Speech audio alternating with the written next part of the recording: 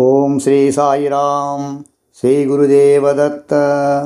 శ్రీ సమర్థ రామదాస విజయము అధ్యాయము 38. ఓం గం గణపతయే నమః. ఓం శ్రీ సరస్వత్యై నమః. ఓం శ్రీ గురుదత్తాత్రేయాయ నమః. శ్రీరామ జయ రామ జయ జయ రామ. అమాయకుడైన అజ్ఞాన్ గురుభక్తి. శ్రీ నిత్యానందుల వారు కథా ప్రారంభంలోనే, విద్యాసాగర, నీ జన్మస్థాన మహిమను శ్రీ సమర్థుల వారు తెలియజేయబోచున్నారు. మానసికంగా నీకును నాకును ఈరోజు కాశీక్షేత్ర దర్శనం కలగబోచున్నది అని చేతులు జోడించి, కాశీక్షేత్ర అధిదేవతలందరినీ ఒక్కసారి స్మరించుకొని కథను ప్రారంభించుకుందాము అని ఒక్కసారి కన్నులు మూసి ప్రార్థించి ఇట్లు చెప్పసాగారు. కొండలలోనూ కోనలలోనూ తిరుగుచూ ధర్మ ప్రబోధమునకై అప్పుడప్పుడు జనావాసములలో తిరుగుచుండే శ్రీ సమర్థుల వారు శివాజీ కోరికపై సజ్జనగడ కోటలో కొంతకాలం ఉన్నారు. ఆ సమయంలో మఠంలో నిత్యము ఉదయం సాయంత్రం పూజలు, భజనలు, సద్గోష్ఠి జరుగుచుండేవి. ఒకరోజు సంకీర్తనానంతరము సద్గోష్ఠి సలుపుచుండగా సందర్భానుసారముగా పురాణేతిహాసములలోని మధుర ఘట్టములను వివరించుచున్న సందర్భముగా గంగానదీ మహాత్మ్యము, కాశీక్షేత్ర ఔన్నత్యము ఈ విధముగా బోధించిరి. కాశీక్షేత్రమును గురించి ఎందరో ఎన్నో పురాణములలో వర్ణించి ఉన్నారు. సూత మహర్షి శౌనకాదులకు ఇట్లు తెలిపెను. కాశీక్షేత్రము శివునికి అత్యంత ప్రీతికరమైనది. అచ్చట పరమ పావని అయిన గంగానది ప్రవహించుచున్నది. భగీరథుడు సూర్యవంశపు రాజు ఘోర తపస్సు చేసి ఆకాశగంగను ప్రసన్నము గావించుకొని పాతాళంలోనున్న తన తాత ముత్తాతలకు సద్గతి కలిగించుటకై ఆమెను భూమిపైకి రావాలని కోరెను. అప్పటికే సగల కుమారులందరూ పాతాళమున కపిల మహర్షి ఆశ్రమమందు భస్మరాసులై ఉండిరి. ఆ భస్మరాసులపై ఆకాశగంగా జలమును ప్రవహింపజేసిన గాని వారికి సద్గతులు కలగవని వశిష్ఠుల వారు తెలుపగా, భగీరథుడు తపమునరించి తినని గంగామాతను ప్రార్థించెను. గంగామాత, ఆకాశం నుండి నేను భూమిపైకి దుమికినచో భూమి నా ప్రచండ వేగమును తట్టుకొనలేదు. దీనివలన సృష్టిలోని జీవులన్నింటికీ అపకారం జరుగును. కావున నన్ను ఆపగల సమర్థుని కొరకు ప్రార్థించమనగా భగీరథుడు బ్రహ్మను ప్రార్థించెను. బ్రహ్మదేవుడు శివుడే దానికి సమర్థుడు కావున శివుని వేడుకొనమని ఉపాయము చెప్పెను. భగీరథుడు అంతా శివుని ప్రార్థించెను. ఆయన అందులోకి అంగీకరించెను. తదుపరి భగీరథుడు గంగామాతను ప్రార్థించెను. గంగామాత ప్రచండ వేగముతో భూమిపైకి వచ్చుచుండగా లోక కళ్యాణకారకుడైన శివుడు తన జటాజూటమును భూమి అంతటను పరచి గంగామాతను తన జటాజూటములో బంధించి వైచెను. అప్పుడు తన పితృదేవతకు సద్గతి కల్పింప గంగను ప్రసాదించమని శివుని వేడగా తన జటనొక్క దానిని పెరికి అతనికిచ్చి, నీ వెంట గంగ ఎచ్చటికైనా రాగలదు పొమ్మని అనుగ్రహించెను. ఆ భగీరథుని వెంట గంగామాత సాగరము ప్రవేశించి పాతాళములో ఉన్న అతని పితృదేవతల భస్మరాశులపై ప్రవహించి వారికి సద్గతులు కలిగించెను. అందువలన గంగ త్రిశక్తి స్వరూపముగా కీర్తించబడింది. నారాయణ పాదములో జననము, బ్రహ్మదేవుని సంకల్పములో శివుని శిరస్సును అలంకరించడం కలిసి త్రిమూర్తుల కలయికలో గంగ త్రిశక్తి స్వరూపమైంది. అంతేకాదు త్రిపదగామిని అని కూడా అంటారు. అందుచేతనే మన వారు ఎవరైనా చనిపోయిన వారికి దహనక్రియ జరిపించి వారి అస్థికలను గంగలో కలుపుదురు. గంగానదీ తీరములో అనేక దివ్యక్షేత్రములు కలవు. అందు తీర్థరాజమైన కాశీక్షేత్రము మహామహిమాన్వితమై విరాజిల్లుచున్నది. క్షేత్రాది దైవం విశ్వనాథుడు 12 జ్యోతిర్లింగములలో ముఖ్యమైనది. అష్టాదశ శక్తిపీఠముల్లో ఒకటైన మాతా విశాలాక్షి ఇచ్చట కొలువై ఉన్నది. క్షేత్రపాలకుడుగా కాలభైరవుడు నెలకొని ఉన్నాడు. ఆ క్షేత్ర దర్శనము ఎంతో పుణ్యవంతులకు మాత్రమే లభించును. ఒకవేళ పాపాత్ములైనను కాశీక్షేత్రం దర్శించినచో పుణ్యవంతులగుదురు. గంగానదిలో స్నానము చేత పాప నిర్మూలము కాగలదు. క్షేత్రపాలకుడైన కాలభైరవుని దర్శనము బహుపుణ్యప్రదము. కాలభైరవ స్వామి తన చేతనున్న నెమలి ఈకల చీపురుతో భక్తుల పాపకర్మలన్నీ ఊడ్చివేయును. కర్మలు తొలగుట చేత ప్రతి వారికి కాలము అనుకూలించి సుఖశాంతులు కలుగును. కాలభైరవ స్వామి అనగా కాలస్వరూపమే. కాలమునకు ఆద్యంతములు లేవని, కాలమే సృష్టి స్థితి లయలకు మూలమని మహర్షులు తపస్సుతో తెలుసుకున్నారు. ఎంతటి వారైనను కాలమునకు వసులేనని తెలియవలెను. అందుచేత జన్మలో ఒక్క పర్యాయమును కాశీక్షేత్ర దర్శనము చేయవలెనని పెద్దలు చెప్పెదరు. అంతేకాక వానప్రస్థులు కాశీక్షేత్రము దర్శించి అచ్చటనే తమ శేష జీవితమును గడిపి శ్రీ విశ్వేశ్వరుని సన్నిధిలోనే మరణించవలనని కోరుకుందురు. ఏలననగా కాశీక్షేత్రమున మరణించే వారికి పరమశివుడు మరణ సమయంలో తారక మంత్రోపదేశం గావించునని పురాణములలో చెప్పబడినది. ఇంకను సాధువులు, సంతులు, సన్యాసులు కాశీక్షేత్రమునందు చిరకాలము నివసించి జప తప అనుష్ఠానములను ఆచరించెదరు. కాశీ యందు చేయబడిన సత్కార్యములకు 1,000,000 రెట్లు ఫలితమని చెప్పబడినది. అచ్చట మరణించిన పుణ్యాత్ముడే గాక పాపాత్ముడైనను జంతువులైనను శివునిలో ఐక్యమగును. వారికి పునర్జన్మలు ఉండవని పురాణములందు చెప్పబడి ఉన్నదని సూత మహాముని తెలిపినారు అని ఆ క్షేత్రమయమును వివరించిరి. నాయన్లారా, ఆ క్షేత్రమునందు అన్నపూర్ణమాత నెలకొని ఉన్నందున యాత్రికులకు అన్నమునకు కొరత లేదు. అనేక మంది శ్రీమంతులు మరియు మహారాజులు కాశీలో అన్నదానము 1,000,000 రెట్లు ఫలమిచ్చునని నిత్యాన్నదాన సత్రములు ఎన్నో కట్టించి ఉన్నారు.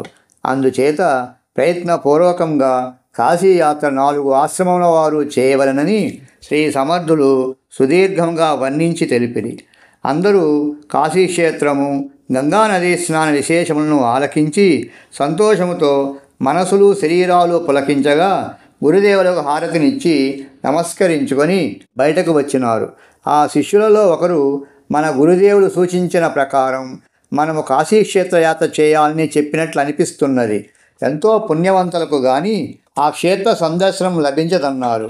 శ్రీ సమర్థుల కృప కలిగిన మనము పుణ్యవంతుల మగుదుము అనగా మరి ఒక శిష్యుడు గురుదేవుల అనుమతి కోరి కాశీయాత్ర చేయుదుము అనెను.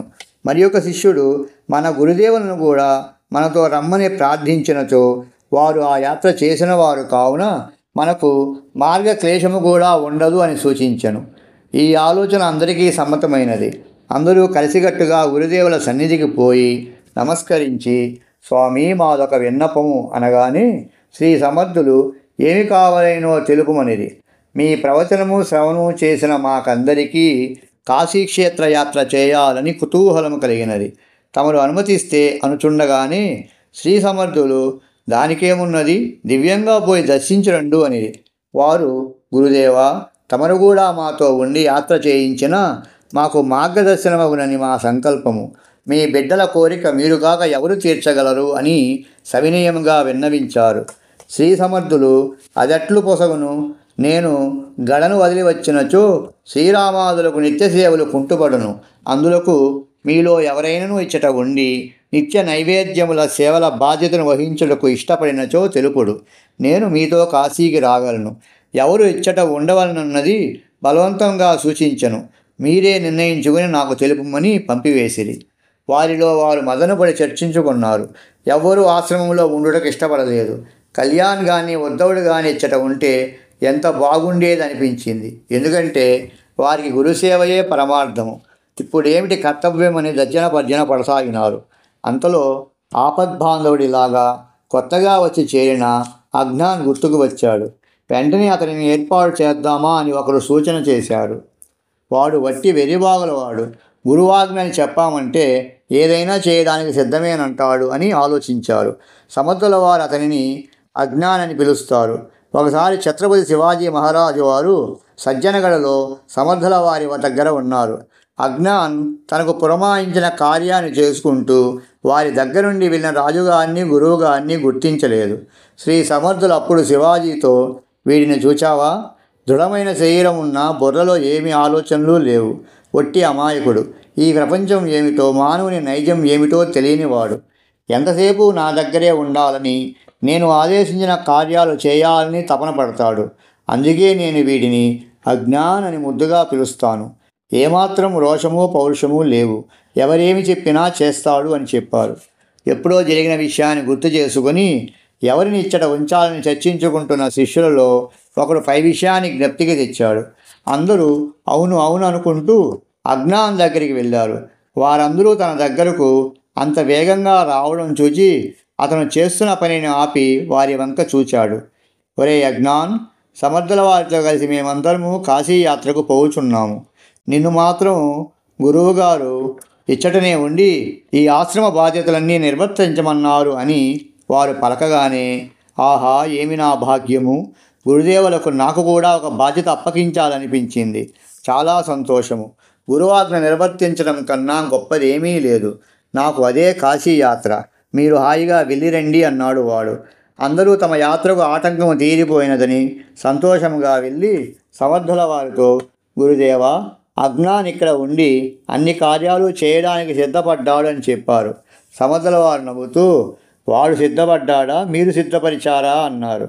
అందరూ కంగారు పడుతూ, లేదు గురుదేవా, అతనే ఇష్టపడి ఇక్కడే ఉంటానన్నాడు అన్నారు. చాలా సంతోషం. ఇంకేం, అందరూ తయారు కండి. ఇక్కడి నుంచి కాశీకి పోవడానికి 2 మాసాలు పడుతుంది. తిరిగి రావడానికి అంతే సమయం పడుతుంది. దానికి కావలసిన వస్తు సామగ్రిని సమకూర్చుకోండి అని వారందరినీ పంపించి సమర్థుల వారు తిన్నగా అజ్ఞాన్ వద్దకు వెళ్ళారు. ఏదో పనిలో నిమగ్నమై ఉన్న అజ్ఞాన్కు గురువుగారి రాక తెలియలేదు. నీకు కాశీ రావాలని లేదట్రా అన్నారు సమర్థులు. ఉలిక్కిపడి వెనక్కు తిరిగి చూచాడు అజ్ఞాన్. దగ్గరగా గురువుగారు. గభాలన వారి పాదములపై పడి గట్టిగా పట్టుకున్నాడు. మంచి అవకాశం దొరికింది వాడికి. గురుదేవా, ఇంతకంటే నాకు కాశీ, బదరి, గంగా స్నానాలు కావాలా? ఈ భాగ్యం చాలు తండ్రి, ఆజ్ఞాపించండి అని చేతులు జోడించాడు. స్వామివారు వానికి కోటలో ఉండవలసిన తీరు, రామాదుల సేవలు, ఉపచారాలు, నైవేద్యము సమర్పించే పద్ధతి, హారతులు ఏ విధంగా చేయాలో వివరంగా చెప్పి, నాయన, మేము రావడానికి 5-6 నెలలు పట్టవచ్చు, జాగ్రత్తగా ఉండు అన్నారు. అలాగే స్వామి అన్నాడు అజ్ఞాన్. మరుసటి రోజున స్వామి తన శిష్యులతో కలిసి అజ్ఞాన్ను ఆశీర్వదించి కాశీయాత్రకు వెళ్ళిపోయారు. కోట ఎత్తైన ప్రదేశంలో కొండల మీద ఉండేది. నిర్జన ప్రదేశము. ఎవరో భక్తులు వచ్చినప్పుడు, శివాజీ మహారాజు వారు వచ్చినప్పుడు మాత్రం జనసముద్రంతో ఉండేది. అజ్ఞాన్ గురువుగారు చెప్పిన విధంగా కాలకృత్యములు తీర్చుకొని రామాదులకు అభిషేకం చేసి, వస్త్రాలంకరణ చేసి, పుష్పాలతో అర్చించి భిక్షాటనకు వెళ్ళేవాడు. భిక్ష తీసుకొని వచ్చి వంట చేసి నైవేద్యం తెచ్చి 4 ఆకులలో వడ్డించాడు. ధూపం వేశాడు. నైవేద్యము పెట్టి అచ్చం సమర్థుల వారి రాగా చేసి ఆరగింపు కోసం తలుపు దగ్గరగా పెట్టి బయట కూర్చున్నాడు. సమర్థులు అలాగే చేసేవారు. కొంత సమయం తర్వాత తలుపు తీసి లోనికి వెళ్ళి చూచాడు. అక్కడ నైవేద్యం చేసిన పదార్థాలు అలాగే ఉన్నవి. అదేమిటి, ఎవరూ భోంచేయలేదే అనుకుంటూ ఉదయం నుంచి తను చేసిన పనులన్నీ నెమరు వేసుకున్నాడు. అన్ని సేవలు సక్రమంగానే ఉన్నాయి. గురువు చెప్పిన విధంగానే సకల ఉపచారములు చేసినాను కదా, ఏమీ మర్చిపోలేదు. మరి శ్రీరాముల వారు ఎందుకు భోజనం చేయలేదు అని మదనపడుతూ కొంతసేపు తలుపులు వేసి ఉంచుతానని మళ్ళీ తలుపులు మూసినాడు. కొంత సమయం తర్వాత తెరచి చూడగా వడ్డించిన విస్తరులు ఏమాత్రము తేడా లేకుండా ఉంచినవి ఉంచినట్లే ఉన్నాయి. ఈ విధంగా పలుసార్లు చేసి చివరికి ఆ నైవేద్యం ఏమాత్రం చెక్కు చెదరకుండా ఉండుట వలన దానిని తీసి పశుపక్షాలకు సమర్పించాడు. నిత్యము ఆశ్రమంలో శ్రీరాముల వారికి నివేదన అయిన తర్వాతనే శ్రీ సమర్థుల వారు ఆహారం స్వీకరించేవారు. మరి ఈరోజు శ్రీరాముల వారు భోజనం చేయకపోవడం చేత తాను కూడా నిరాహారంగా ఉన్నాడు. మరుసటి రోజు ఉదయాన్నే నిత్యానుష్ఠానముల తర్వాత శ్రీరామాదుల విగ్రహములను కడిగి బొట్లు పెట్టి వస్త్రాలంకరణ చేసి పుష్పములతో పూజించాడు. చక్కగా వంట చేసి 4 విస్తరుల్లో వడ్డించి శ్రీరాముల వారిని భోజనమునకు ఆహ్వానించి తలుపులు మూశాడు. ఆ రోజు కూడా దేవుళ్ళు భోజనం చేయలేదు. ముందు రోజు వలనే ఆ రోజు కూడా వండిన వంట అంతటినీ పశుపక్షాలకు సమర్పించి తను నిరాహారిగా ఉన్నాడు. మరల 3వ రోజున కూడా అదే పరిస్థితి కొనసాగింది. అజ్ఞానుకు 3 రోజుల ఉపవాస ఫలితంగా శరీరంలో చాలా నీరసం ఏర్పడింది. కొంచెము కూడా బలము లేదు. అయినా గురుదేవుని స్మరించుకుంటూ కిందకు వెళ్ళి భిక్ష తెచ్చి మడితో వంట చేసి పూజ చేసి 4 విస్తర్లలో వంటకాలన్నీ వడ్డించి నైవేద్యం సమర్పించాడు. 4వ రోజు నివేదన సమర్పించి ఏ విధంగానైనా ఈరోజు స్వామివారు భోజనం చేసి తీరవాలనే పట్టుదలతో తలుపులు మూసి అచ్చటనే కూర్చున్నాడు. ఆయన భోజనం చేస్తాడో లేదో అనే అనుమానంతో కొంతసేపు వేచి ఉండి ఇక ఏమి చేయవలనో పాలుపోక ఆయన పాదములను పట్టుకుని తన తలను బాదుకోసాగాడు. గురువు ఆజ్ఞానుసారం అన్ని పనులు తూచా తప్పకుండా పాటించాను. ఆయన చెప్పిన విధంగా పూజ, హారతులు, నైవేద్యం సమర్పించాను. ఎందుకు శ్రీరాముల వారు భోజనం ఆరగించలేదు? నేను చేసిన తప్పేమిటో తెలియడం లేదు. కనీసం చెప్పినా సరిచేసి ఉంటాను కదా. శ్రీరాముల వారు భోజనం చేయకపోతే గురువుగారు నన్ను క్షమిస్తారా? గురువాజ్ఞ పాలించకుంటే నా బతుకే వ్యర్థం అని భోరున విలపిస్తూ, రామా రావయ్యా భోజనానికి, లేదంటే నీ పాదముల వద్దే తల పగలగట్టుకొని ప్రాణాలు వదులుతాను. గురువు ఆజ్ఞ పాలించకుండా ఉండటం కన్నా ప్రాణాలు పోతేనే నయం అంటూ తన తలను శ్రీరాముల పాదాలపై తీవ్రంగా బాదుకోసాగాడు. అలా తలను బాదుకుంటూ, మీ దేవతలంతా ఎంతో దయగలవారంటారే, నీవు దయాసాగరుడివే. ఏదో నా సేవలలో పొరపాటు ఉండి ఉండవచ్చు. అంత మాత్రము చేత నీవు భోజనం మాని నన్ను పస్తులుంచడం ఏమన్నా న్యాయమేనా అంటూ మరీ తలబాదుకుంటూ ఉండడం వలన నుదురు పగిలి నెత్తురు కారసాగింది. అయినా అజ్ఞాన్ తలబాదులను ఆపలేదు. ఈ సన్నివేశం ఎంత తీవ్రరూపం దాల్చినదంటే శ్రీరామునికి వారిని ఓదార్చడం తప్పనిసరి అయ్యింది. అంత రాముల వారు తన చేతిని అడ్డపెడుతూ, నాయనా ఆగరా అన్నారు. ఆయన దివ్యహస్త స్పర్శ చేత రక్తస్రావం ఆగిపోగా 3 రోజుల ఉపవసించి నీరసించిన దేహము 2 బలాన్ని పుంజుకుంది. అజ్ఞాన్ లేచి నలుదిక్కులా పరికించి చూచాడు. ఎవ్వరూ లేరు. ఇప్పుడు వినిపించిన మాటలు తన ఎదుట ఉన్న విగ్రహంలో నుండేనని గ్రహించాడు. దివ్యస్పర్శ మాత్రం ఎంతో హాయినిచ్చింది. చేతులు జోడించి నమస్కరిస్తూ, వచ్చి భోజనం చెయ్యండి స్వామి అన్నాడు. దానికి శ్రీరాముల వారు, దేవుడు ఎక్కడైనా భోజనం చేస్తాడా అని అడిగారు. అందులోకి అజ్ఞాన్, దేవుడు ఎక్కడైనా మాట్లాడుతాడా? మరి ఇప్పుడు మాట్లాడడం లేదా? అలాగే భోజనం కూడా అన్నాడు. శ్రీరామచంద్ర వారు ఆశ్చర్యంతో వారిని చూస్తూ వాని సమయస్ఫూర్తికి ప్రసన్నులైనారు. వాని మూఢభక్తికి మెచ్చి ప్రకటమై విస్తరి ముందు కూర్చొని భోజనమును ఉపక్రమించబోచుండగా, అదేమిటి స్వామి, వారు 3 రాకుండానే మీరు ఒక్కరే స్వీకరిస్తారా అన్నాడు. ఇక్కడ మీ నలుగురికి 4 విస్తరుల్లో వడ్డన చేశాను, వారిని కూడా రమ్మని చెప్పండి అంటూ ప్రార్థించాడు. ఇంకా తప్పదని శ్రీరామచంద్ర వారు తక్కిన వారి వైపు ఆదేశంగా చూసినారు. వారు 3 వెంటనే రూపము ధరించి భోజనమునకు ఆసీనులయ్యారు. భోజన కార్యక్రమం మొదలయ్యింది. నైవేద్య సమయంలో శ్రీ సమర్థుల వారు వింజామర సేవ చేయడం అజ్ఞానికి జ్ఞప్తి వచ్చి అతడు ఆ సేవను ప్రారంభించాడు. సీతాలక్ష్మణ హనుమత్సమేతంగా శ్రీరాముల వారు ఆ నైవేద్యాన్ని ఆరగించారు. చివరగా వారందరితోనూ, ముఖ్యంగా శ్రీరాముల వారితోనూ ఇలా అన్నాడు, స్వామి, ప్రతిరోజు నైవేద్యం తయారు కాగానే మిమ్మల్ని ఆహ్వానిస్తాను. నన్ను ఇబ్బంది పెట్టకుండా వెంటనే వచ్చి భోజనం చేసి వెళ్ళండి.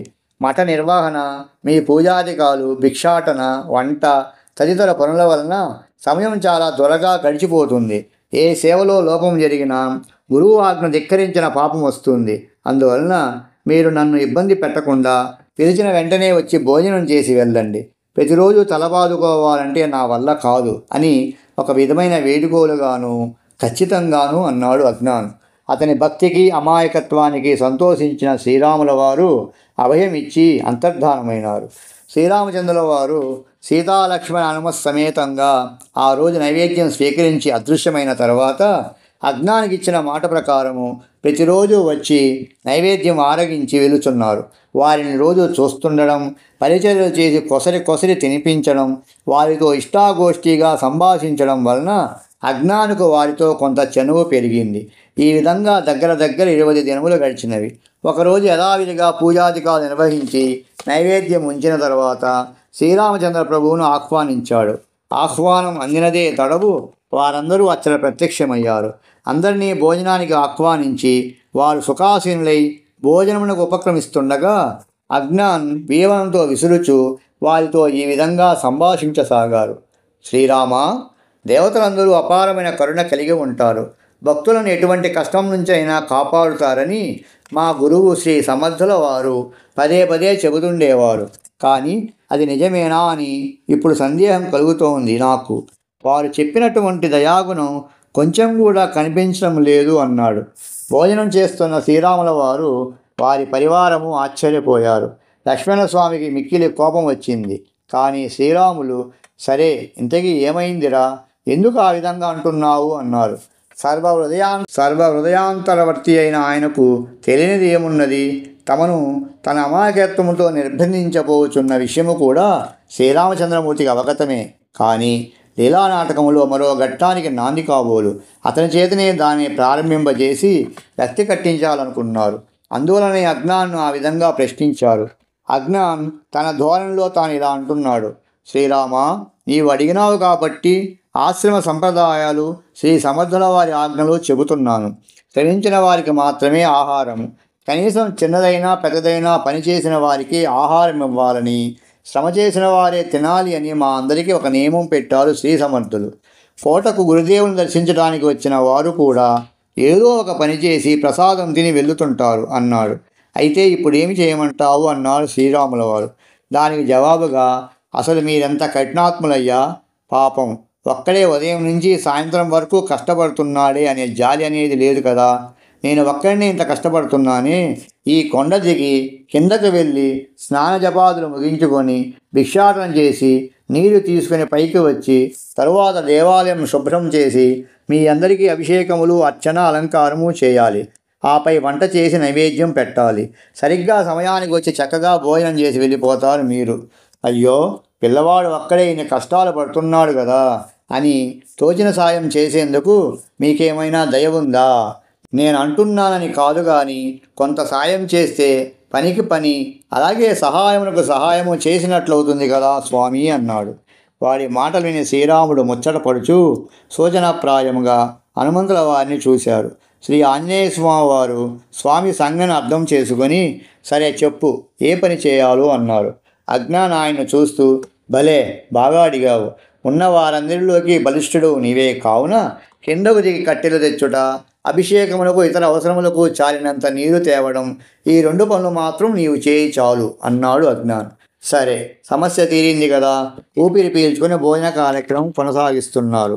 అంతలో లక్ష్మణస్వామి, నేనేమి సేవ చేయాలో చెప్పు అన్నారు. లక్ష్మణుని చూస్తూ, నీవు ఆశ్రమాన్ని శుభ్రం చేయి చాలు అన్నాడు. సాక్షాత్ ఈ భూమండలాన్ని తన పడగలపైన మోసే ఆయన శ్రీ మహావిష్ణువుకు పానుపుగా అమరిన ఆ ఆదిశేషుని సేవలకు శ్రీరాముడే బదులు తీర్చుటకు గాను మరుజన్మలో తమ్ముడుగా కృష్ణుడిగా అవతరించవలసి వచ్చింది. అటువంటి ఆ లక్ష్మణస్వామిని ఆశ్రమం శుభ్రం చేయుటకు వినియోగించుకున్నాడు. అజ్ఞాన్, తప్పుతుందా రాముల వారి ఆజ్ఞ? పాలించి తీరాలి. సోదర ధర్మము సరేనంటూ తలూపాడు లక్ష్మణస్వామి. ఇక తన వంతేమి అన్నట్లు శ్రీ ఆదిలక్ష్మి అవతారమైన సీతమ్మ వారు ప్రశ్నించారు. అమ్మా, నీవు సుకుమారివిలే, బరువైన పనులు ఏ విధంగా చెప్పుటకు వీలవుతుంది? అయినా ఆశ్రమ ధర్మం తప్పదు. సరే, నీవు నాకు వంట ఇంట్లో కూరలు తరిగి ఇస్తూ తోడుగా ఉండి వంట పనిలో సహాయం చెయ్యి తల్లి.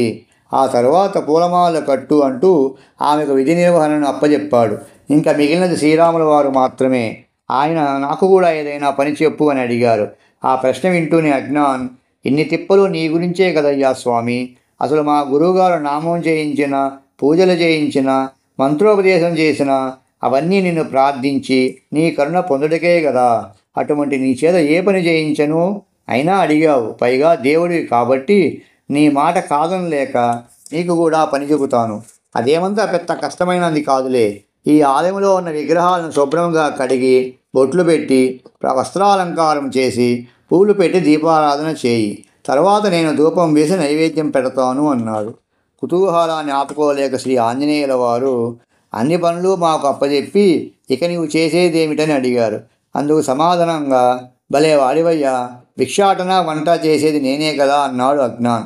మన్నాటి నుండి ఎవరికి వారు తమ పనులు చకచకా చేసుకుంటున్నారు. శ్రీ హనుమంతుల వారు కట్టెలను నీరు తీసుకువస్తూ, ఇది శ్రీరామ సేవ అంటే, ఆయన భోజనానికి గాను ఈ సేవ చేసే భాగ్యం నాకు లభించింది కదా అని మనస్సులో సంతోషిస్తుండేవాడు. లక్ష్మణస్వామి, ఏనాడో త్రేతాయుగములో రామావతార సమయములో కదా నేను సేవించినది. ఈ రోజున ఈ భక్తుడి పుణ్యమా అని నాకు మరలా శ్రీ మహావిష్ణువు సేవ లభించినదని ఆయన సంతోషంతో పురమాయించిన పనులు చేసుకుంటూ ఉన్నాడు. ఇంకా సీతమ్మ వారి సంగతి చెప్పనక్కర్లేదు. పతివ్రత శిరోమణి, అమ్మల కన్న యమ్మ. అమ్మవారు వంటింట్లో కూర్చొని, ఆహా, నేను మహారాణిగా ఉన్నప్పుడు కూడా దొరకనటువంటి ఇంతటి మహద్ అవకాశము ఈ రోజున ఈ అమాయకుని వలన కదా కలిగింది అంటూ రాముల వారి కైంకర్యానికే శ్రమించేది. లీలానాటక సూతధారైన శ్రీరాముల వారు వినోదంగా అన్నీ చూస్తూ తన పని తాను చేసుకుంటూ ఉన్నారు. ఎవరికి వారు తమ శరీరాన్ని శుభ్రం చేసుకుంటే సేవ కాదు, ఇతరుల శరీరానికి చేస్తేనే సేవ అనబడుతుంది. ఇతడు నాకు ఆ సేవాభాగ్యాన్ని కలిగించాడు అని సంతోషంగా ఆ 4 విగ్రహాలు కడిగి అలంకారం చేస్తూ ఉన్నారు. శ్రీరాముల వారి దయతో భిక్ష సమృద్ధిగా దొరుకుతున్నది. సునాయాసంగా రోజులు గడుస్తున్నాయి. దగ్గర 2 నెలల కాలము పూర్తయ్యింది. అంతలో ఒక రోజున ఈ విధంగా జరిగింది. యథావిధిగా అజ్ఞాని వంట పూర్తి చేసి నైవేద్యాన్ని సిద్ధం చేశాడు. అందరికీ విస్తరల్లో వడ్డన కూడా పూర్తయింది. ఆ రోజు విశేషంగా పాయసం చేశాడు. అందరూ భోజనానికి కూర్చున్నారు. ఇంకా ప్రారంభించబోతుండగా అజ్ఞాన్ బోరున ఏడవడం మొదలుపెట్టాడు. అయ్యో గురుదేవా, ఎంత పని జరిగింది! ఇటువంటి సమయంలో మీరు లేకుండా అయిందే, ఏం చేయను నేను, ఎంతటి నిర్భాగ్యుడిని అంటూ హృదయ విదారకంగా విలపించసాగాడు. ఈ అకారణ రోదనం వింటూనే రాముల వారు ఇలా అన్నారు. అదేమిట్రా, శుభమాని విస్తట్లో భోజనం వడ్డించి బోరున ఏడుస్తున్నావు, ఇది చాలా అశుభమని తెలియదా? వెక్కి ఏడుస్తూ ఒక్కసారి ఆపి, 2 నెలలైంది మా గురువుగారు ఎలా ఉన్నారో ఏమో, యాత్ర మధ్యలో ఆయనకు భోజన సదుపాయం ఉందో లేదో, ఆయన ఎంత కష్టపడుతున్నారో. ఈరోజు చేసిన పాయసం మా గురుదేవులు మహా ఇష్టంగా తింటారు. ఆయన ఇప్పుడు ఇక్కడ లేరే అనే విషయం తలుచుకోగానే దుఃఖం రాదా మరి? అయినా మా గురువుగారి ప్రేమ గురించి మీకేమి తెలుసు? ఆయన యాత్రకు వెళితే మీకు భోజనం ఆగకూడదని, మీకు ఏ లోటు రాకూడదని నన్ను నియమించారు అని కళ్ళు తుడుచుకుంటూ చెప్పాడు అజ్ఞాన్. మరైతే ఇప్పుడేం చేయాలి అన్నట్టు చూచారు శ్రీరాముల వారు. అట్లు చూచి, మీ గురువుగారు ఇప్పుడు కాశీలో ఉన్నారు కదా, ఎలాగా అన్నారు. అజ్ఞాన్, అంత మాత్రం నాకు తెలియదా? ఆయన సహాయం ఉంటే ఇలా వెళ్ళి అలా రావచ్చు అని ఆంజనేయుని వైపు చూచి అన్నాడు. ఇంకా తప్పదు అన్నట్టు శ్రీరాముల వారు హనుమంతుల వైపు చూడగా ఆయన సరేనంటూ బయలుదేరాడు. ఒక గిన్నెలో పాయసంతో అజ్ఞాన్ తయారై హనుమంతుల వారి భుజంపై ఎక్కి శ్రీరాముల వారితో, నేను వచ్చేదాకా వేచి ఉండండి, క్షణంలో వెళ్ళి వచ్చేస్తాను అంటూ బయలుదేరాడు. ఇతని గురుపత్తికి గురువుపై గల ప్రేమకు పరమాత్మ కళ్ళు చెమర్చాయి. ఇక శ్రీ సముద్ర వారి పరిస్థితి, ముందు రోజు ఆయన శిష్య బృందంతో సహా కాశీకి చేరారు. దశాశ్వమేధ ఘట్టంలో గంగానది స్నానం ఆచరించి అనుష్ఠానములను పూర్తి చేసుకొని తిరిగగా నడిచి వస్తూ ఉన్నారాయన. ఇంతలో అజ్ఞాన్ పాయసపాత్రతో సహా అక్కడ దిగాడు. హనుమంతుల వారు దూరం నుంచి శ్రీ సముద్ర వారిని చూపిస్తూ, తక్షణమే ఆయనకు పాయసమిచ్చిరా, నేను తీసుకువచ్చానని చెబితే కాళ్ళు విరక్కొడతాను, జాగ్రత్త అని అజ్ఞాన్ని పంపించారు. ఆయన ఒక చెట్టు వెనుకగా నిలబడ్డారు. అంత దూరం నుండి గురుగారిని చూస్తూ కండ్ల నీరు పెట్టుకుంటూ మనస్సులోనే నమస్కారం చేసుకుంటూ శ్రీ సముద్ర వారిని సమీపించాడు అజ్ఞాన్. గురుదేవా అన్నాడు. శ్రీ సముద్ర వారు అతనిని చూస్తూనే కోపంతో, ఒరేయ్, నిన్ను నమ్మి రామాదుల పూజను నైవేద్యాన్ని అప్పజెప్పి వచ్చాను కదరా, నీవు కూడా మా వెంటే బయలుదేరి కాశీకి వచ్చావా ఏమిటి అని కంగారుగా ప్రశ్నించారు.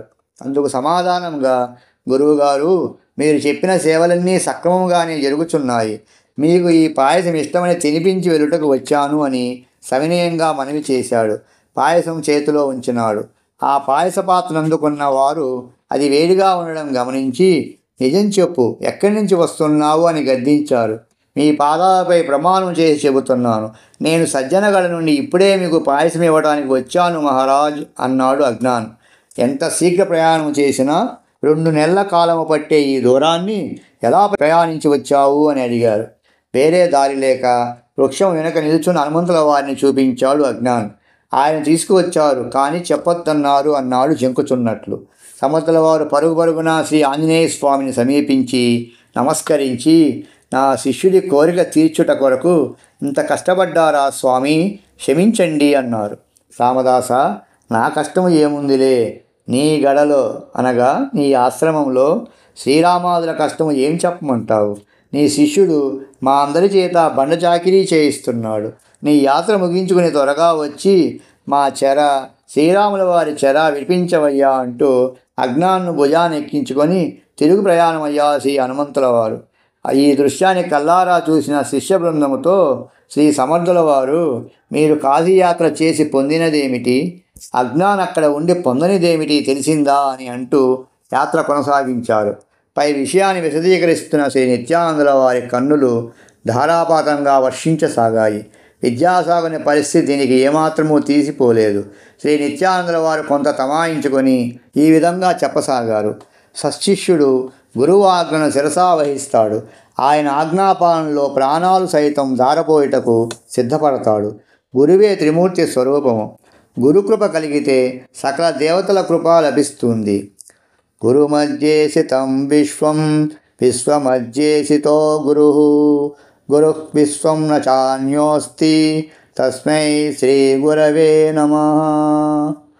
గురుగీత అధ్యాయం 1లో 81 శ్లోకము.